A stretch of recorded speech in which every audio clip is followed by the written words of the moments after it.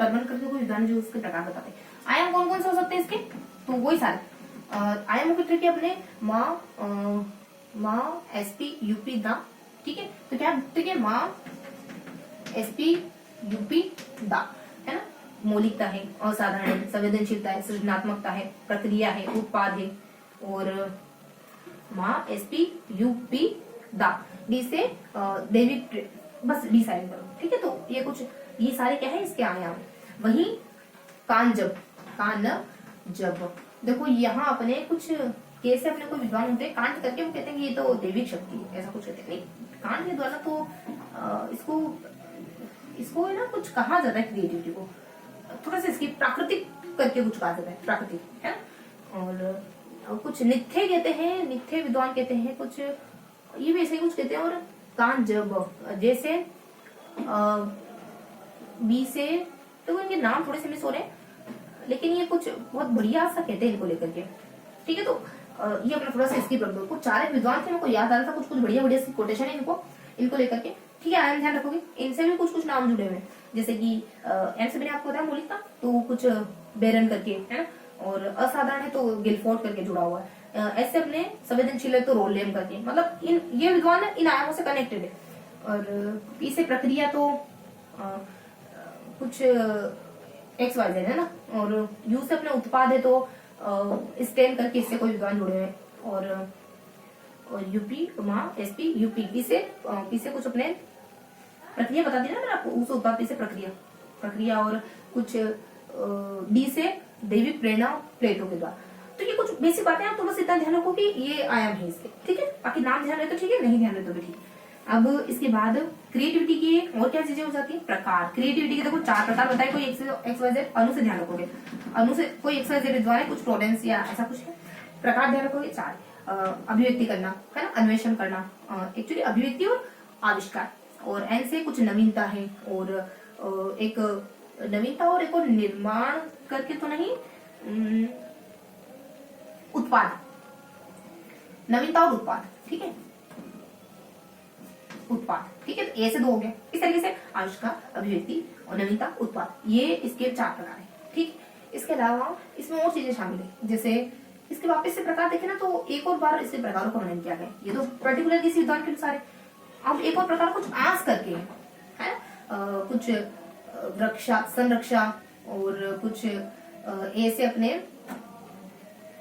तीन है, कोई ए से स से अपने संरक्षा, और कुछ तीन है, ठीक है। चलो मैं आपको नहीं समझाऊंगी। इसके अलावा, इसके प्रकारों के अलावा कुछ इसके क्या कहें अपन, इसके कुछ इसकी प्रक्रिया होती है, जैसे कि प्रबोधन है, और प्रदीप्त होना है ना, प्रमाणीकरण है, उद्बोधन है ना। इस तरीके की कुछ प्रक्रिया होती है, मतलब ये कुछ चीजें होती है जो इसमें शामिल होती है। उद्दीप्त मतलब अचानक से विचार उद्दीप्त हो जाना, उद्भवन इसको कहते हैं, उद्भव। और प्रबोधन है, उद्भवन है, और आयोजन, प्रबोधन, आयोजन, उद्भवन, प्रबोधन, प्रमाणीकरण, आयोजन है ना, और उद्भवन, और कुछ प्रबोधन और प्रमाणीकरण है ना। तो कुछ यूपी से ध्यान रखोगे, है ना, यूपी से आयोजन, ठीक है, और लिख लेते हैं, और कुछ उद्भवन, आयोजन, उद्भवन, प्रबोधन, लास्ट में प्रमाणीकरण, ठीक है। तो इस तरीके से ध्यान रखोगे, मोटा मोटी ध्यान रखने की कोशिश करोगे। तो अपने यूपी से ध्यान रखो या फिर अब से ध्यान रखो, ठीक है। तो मैं अब लिख दूं, फिर अब लिख देती हूँ मैं यूपी। तो ये क्या होगा, इसके कुछ सोपान वगैरह, ये चार सोपान होते हैं किसी भी चीज में क्रिएटिविटी दिखाने के लिए। क्रिएटिविटी तभी दिखेगी जब आप इन चार चरणों से होकर गुजरोगे, ठीक है। तो ये कुछ बेसिक बातें थी इसको लेकर के। बाकी देखो प्रतिभाशालीता और इसमें क्या संबंध जानते हैं कि कुछ प्रतिभाशाली बच्चे में और क्रिएटिव बच्चे में क्या संबंध होता है। तो क्रिएटिव बच्चे और प्रतिभाशाली में कोई अनिवार्य संबंध नहीं होता है। 140 वाला बच्चा प्रतिभाशाली, क्रिएटिविटी 110 तक वाले बच्चे में पाई जाती है। ऐसा नहीं है कि 110 के बाद 110 के बाद जब 120, 130, 140 आपकी बुद्धि बढ़ रही है तो क्रिएटिविटी भी लगातार बढ़ती है। ऐसा कोई अनिवार्य संबंध नहीं। कुछ विद्वान ऐसे कुछ कहते हैं, कुछ 3-4 विद्वान आते हैं वो कहते हैं कि ये संबंध नहीं पाया जाता है ना, ये कोई अनिवार्य नहीं। और बेसिकली क्रिएटिविटी तो बहु चिंतन है, गिलफोर्ड के द्वारा कहा जाता है। क्रिएटिविटी में कुछ रचना, उत्पाद, क्षमता, ये सारी चीजें शामिल, ये भी गिलफोर्ड ने कहा। और इसके अलावा एक और बात आ जाती है कि कुछ, चलो ये ध्यान रखो, ठीक है। तो ये कुछ बेसिक बातें थी। अब इसके अलावा कुछ कुछ देखो, ये जो अपना प्रतिभाशाली बच्चा है ना, इसको लेकर तुरंत हो गए थे, इसमें 130 तक बुद्धि होती है, जबकि जनरली 140 तक मानते हैं, है ना। और जो शैक्षिक रूप से पिछड़ा बच्चा है इसमें 80 से 90 तक बुद्धि लब्धि मानी जाती है, और मंद बुद्धि में तो 70 तक मानी ही जाती है। ठीक है, तो ये कुछ मैंने आपको बच्चों के प्रकार बता दी। अब थोड़ा सा बता देती हूँ, वही विधियां वगैरह बहुत ज्यादा नहीं, अब तो फिनिश हो गया। तो यहाँ देखो विधियां बता देती हूँ आपको। विधियां कौन कौन सी, बस फिनिश करते हैं। बहुत ज्यादा मैंने मुझे लग रहा है कि मैंने आपको क्रिएटिविटी थोड़ा बहुत ज्यादा ही खींच लिया। ठीक है, तो थोड़ा सा फास्ट करेंगे अपन, 5 से 10 मिनट में सेशन फिनिश करते हैं। देखो विधियों में क्या बताना आपको, विधियों में एक तो मार्टेंसरी वाली विधि हो जाती है ना, एक खेल विधि हो जाती है, एक पारखष्ट वाली विधि, एक पारखष्ट तो प्रतिवादक है बेसिकली, कुछ डाल्टन, कौन सी डाल्टन विधि हो जाती है। और इसके बाद कुछ ध्यान रखोगे, प्रोजेक्ट विधि, डेकोली, है ना, और इस तरीके की विधियां। तो देखो यहाँ पे अपने कौन है, अपने फ्रोबेल, तो इटली के बारे में उनके सीरीज के प्रतिपादक 6 साल तक के बच्चे और करके सीखना, है ना, 6 साल तक बच्चे तक के लिए। अब खेल विधि के प्रतिपादक अपने कुछ हेनरी माने जाते हैं, हेनरी के पुस्तक के प्लेयर वेक करते हैं। ठीक है, बाकी अंग्रेजी सीखने के लिए ठीक है। डाल्टन विधि पारखष्ट के प्रतिपादक माने जाते हैं, और ये विधि बेसिकली ये डाल्टन विधि इसमें स्वतंत्र होकर सीखते हैं, कोई बाउंडेशन नहीं होती टाइम पीरियड की वगैरह वगैरह, है ना। और कुछ एक हो जाती है प्रोजेक्ट किलपेटेक वाली, मैंने आपको बताई थी, किलपेटेक इसके प्रतिपादक माने जाते हैं, जो जॉन डेवी के शिष्य वगैरह थे, और ऐसा कुछ ये भी करके सीखने को बोल देती है। डेकोली विधि के प्रतिपादक बेसिकली डेकोली माने जाते हैं, और ये टुकड़ों में बांट करके सीखना। और एक विनेटिका आ जाती है जिसके प्रतिपादक कुछ कॉल करके है ना, अमेरिका के, और विनेटिका छोटे छोटे टुकड़ों में बांट करके सीखना, और डेकोली मंदबुद्धि बच्चों के लिए, है ना। तो इस तरीके से मैंने आपको कुछ विधियां बताई। अब थोड़ा सा आप क्या ध्यान रखोगे, थोड़ा सा सहायक सामग्रियों को ध्यान रखोगे। मैंने आपको बताया था ना, हल्का ध्यान रखोगे। सहायक सामग्री, इन बच्चों के लिए सहायक सामग्री क्या क्या इस्तेमाल करी जा सकती है, तो दृष्टिहीन बच्चों के लिए क्या कर सकते हो आप, मैंने आपको एक नई चीज बताई थी, फ्रोम मशीन, है ना। तो फ्रोम मशीन, वही गाँव बच्चों के लिए जो बेसिकली सुन नहीं सकते, उनके लिए आप समतल दर्पण ध्यान रखोगे। जो गाँव बच्चे में तो कुछ ध्यान रखना नहीं, और प्लास्टिक क्यूब के लिए, क्यूब किसके लिए, मंदबुद्धि बच्चों के लिए। इसके अलावा थोड़ा और ध्यान रखोगे, जो दृष्टिहीन बच्चे ना उनके लिए बता, एक ट्रिक अपनी बता करके, बता बाता दे अब, ऐसा कुछ ट्रिक है जिसे आपको ध्यान रखना है। जैसे इसमें क्या क्या चीजें, तो टेलीफोन करके कुछ आता है, और एक लेजर करके कुछ है ना, और कुछ स्क्रीन करके कुछ नाम है, स्क्रीन रीडर करके ऐसा कुछ है ना। और इसके अलावा अबेकस, है ना, इसके अलावा डी से कुछ ब्लेयर करके, है ना, अबेकस, टेलीफोन, ए से कुछ है, और डी से डेजी करके, है ना। और इस तरीके से कुछ नाम है, अगर ऐसा कुछ नाम है तो दृष्टिहीन बच्चों के लिए करना। और वहीं कुछ गाँव बच्चों के लिए, देखो जिनको सुनाई नहीं देता है उनके लिए बेसिकली 2-3 बातें ध्यान रखोगे। एक टेलीस्कोप, है ना, जानते हो अंतरिक्ष वाले सुशांत सिंह राजपूत से बहुत ज्यादा मतलब चर्चा में आ गए थे, तो एक टेलीस्कोप ध्यान रखोगे। और कुछ एम से कुछ नाम आता है बढ़िया सा, दो बार आता है, मतलब रिपीट होता है ये, कि कुछ एम से देखो मेडा करके कुछ टेलीस्कोप ध्यान रखोगे। ठीक है, बेसिकली ये टेलीस्कोप है ना, मंद बुद्धि बच्चों के लिए, इसके लिए ध्यान रखोगे, मंद बुद्धि बच्चों। अब इसको छोड़ो, इसे दृष्टिहीन वालों के लिए थोड़ा सा ध्यान रखोगे। ठीक है, कि एक दो नाम में हल्का हल्का सा ध्यान रहेगा तो ठीक रहेगा, कभी ऑप्शन में आ जाए तो आप एलिमिनेट कर पाओ।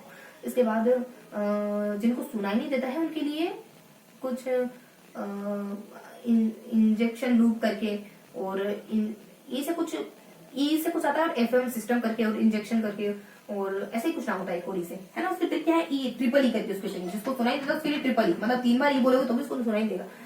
ठीक, तो इस तरीके कुछ चीजें हैं, थोड़ा सा ध्यान रखोगे। और एक गाँव बच्चा जो चल फिर नहीं सकता, उसके लिए क्या है, तो ये कुछ क्रेन करके, एक वेन करके, जोयस्टिक करके, है ना, ऐसा कुछ नाम है।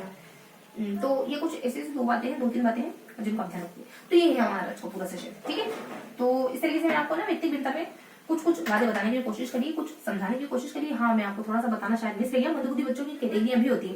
3-4 विद्वान है जो मंदबुद्धि बच्चों को कैटेगराइज करते हैं। कोई कहता है कि मंदबुद्धि तो साधारण होता है, एक अल्प मंद वाला होता है, एक तीव्र मंद होता है, एक गंभीर रूप से एक गंभीर होता है और अति गंभीर होता है ना, साधारण वाला और गंभीर वाला, अति गंभीर वाला। ठीक है, और यहाँ ध्यान रखोगे कि मध्यम अल्प, है ना, मध्यम अल्प, इस तरीके से 4 कैटेगरी ध्यान रखोगे। तो बेसिकली इन चारों कैटेगरियों में कुछ आईक्यू बताई गई है, कुछ इनकी विशेषता बताई गई। पहले की आईक्यू तकरीबन 70 तक रहती है, और दूसरी की आईक्यू यही कुछ 50 तक रहती है, और तीसरे की आईक्यू यही कुछ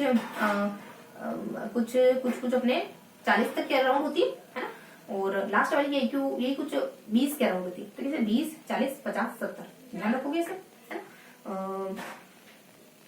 20 से जो 30, फिर अपने हाँ तो 20, 40, 50, 70 इस तरीके से मोटा मोटी बता रही है, तो इतना ध्यान रखोगे। ठीक है, अब इनकी क्या विशेषता होती है, देखो पहले वाले बच्चों को पढ़ाया जा सकता है, दूसरे वाला जो बच्चा है बस फिनिश करना है।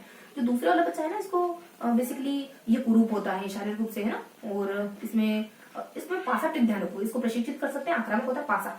ऐसे इसमें कुछ स से कुछ पी से देखो प्रशिक्षित कर सकते हैं, ए से आक्रामकता पाई जाती है इसमें, ऐसे ही कुछ होता है। ठीक है, 2 विशेषता ध्यान रखो। तीसरे में क्या होता है, तीसरे में कुछ नकाब सर करके ट्रिक है, तो कुछ न से इसको ये निर्भर होता है, और ए से कह सकते हैं अपने कुछ न काब, कैसे देखो इसमें क्रियाशीलता कम पाई जाती है। बी से इसमें कहते हैं अपन की ये बेसिकली फिर संवेदी रूप से स्थिर वगैरह होता है, और व्यवसायिक शिक्षा इसको दी जाती है। नकाब सर्विक ट्रिक है, हर एक शब्द का कुछ मीनिंग है, लेकिन मोटा मोटी ध्यान रखो, है ना। अब वो चौथे वाला जो बच्चा होता है ना, बेसिकली ये बहरा गूंगा इस तरीके का होता है, बहुत ज्यादा इसकी मृत्यु हो जाती है।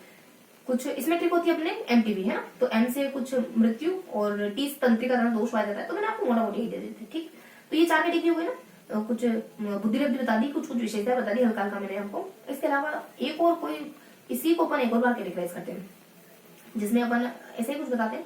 मास करके ध्यान रखोगे कि पहला जो होता है वो कुछ मंद बुद्धि हो जाता है, ए से अल्प बुद्धि, फिर असहाय, और स से कुछ सीमांत वाला।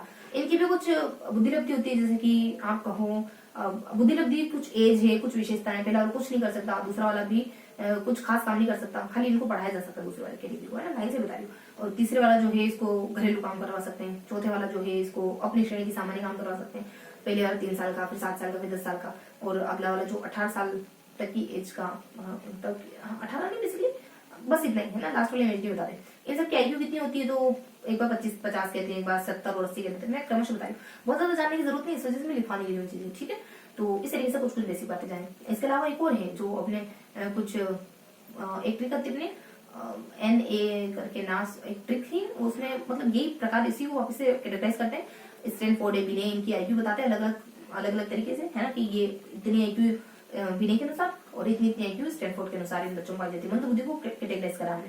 ठीक है, तो ये बहुत ज्यादा इंपॉर्टेंट है, नहीं जैसे मैंने बहुत ज्यादा आपको इसको लेकर डिस्कस नहीं करा। ठीक है, तो ये था हमारा इसका पूरा सेशन, जिसमें हमने कुछ कितने बिंदुओं को देखा, कितने लेसन को देखा, 3, है ना। तो टोटल हमने 3 लेसन करे, आकलन और मूल्यांकन। देन नेक्स्ट हमारा कुछ शिक्षण आदियों करके, और लास्ट हमारा व्यक्तिगत भिन्नता। ठीक है, तो आज का सेशन आई होप आपको ठीक लगा होगा, चीजें आपको समझ आई होगी। आप PDF पढ़ोगे तो बहुत ज्यादा क्लियरिटी के साथ आपको चीजें क्लियर समझ आ जाएगी। ठीक है, तो फिर मिलते हैं ऐसे किसी अगले सेशन में, तब तक के लिए हंसते मुस्कुराते रहिए, दिल लगाकर पढ़ाई करते रहिए। जय हिंद।